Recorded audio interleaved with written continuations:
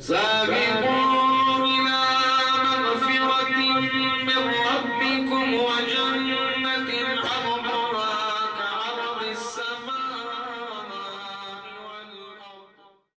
من داوای یەکڕێزی و تەبایی لە گەلی کوردستان دەکەم کە براکانمان بە هەمویان یەک خوێن و یەک هەڵوێستن چ لە باکوور لە باشوور لە ڕۆژهەڵات لە هەر چوار پارچەی کوردستان گیانی خۆیان بەخت دەکەن لە پێناو خاک و نیشتیمانی کوردستان. من داوای یەکڕێزی لە هەموو بەرپرسی و حیزبی و باڵا دەستەکانی حکوومەت دەکەم کە هەمومان یەکڕێز بین و یەک کە چونکە هەتا ئێستاکانە قەومی کورد هەمیشە هەر چەساوەتەوە کە بە یەکڕێزی بێ یەک هەڵوێز بێ هەمومان سەر دەکەوین هەتا بە سینگڕتەوە دەتوانین بەرامبەر هەموو تانکەکانی جیهان بوەچینەوە. ئێمەی کورد هەمیشە دەبێ بەیەکەوە تەبابین بەیەکەوە لە سەنگەردابین چونکە براکانمان لە ڕۆژ ئاوا ئێساکانە ژیانی خۆیان بەخت دەکەن لە پێناو خاک و نیشتیمانی کوردستان.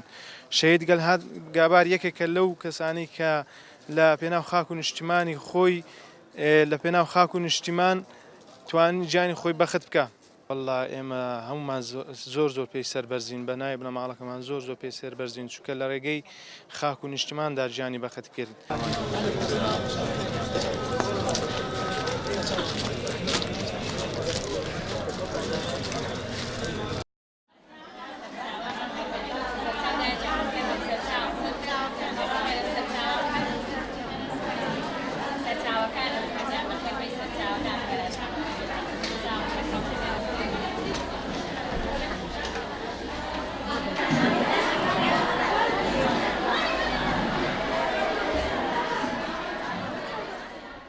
من وەکو خوشکێکی شەید زۆر شانازی پێوێ دەکەم بە گەلهات و خۆی کردە فیدای خاک و نیشتیمان و زۆر سپاسی و خەڵکەی دەکەم کاتەوە سواز بۆ ئێوە بۆ ئەو پێشوازیە جوانە. من زۆر پێسەربەرزم بە برام شەهید گەلهات ناسرااو بە دەلیر خالید زۆر خۆش حاڵم بە ئێوە و بە میوانانە زۆر سپاس.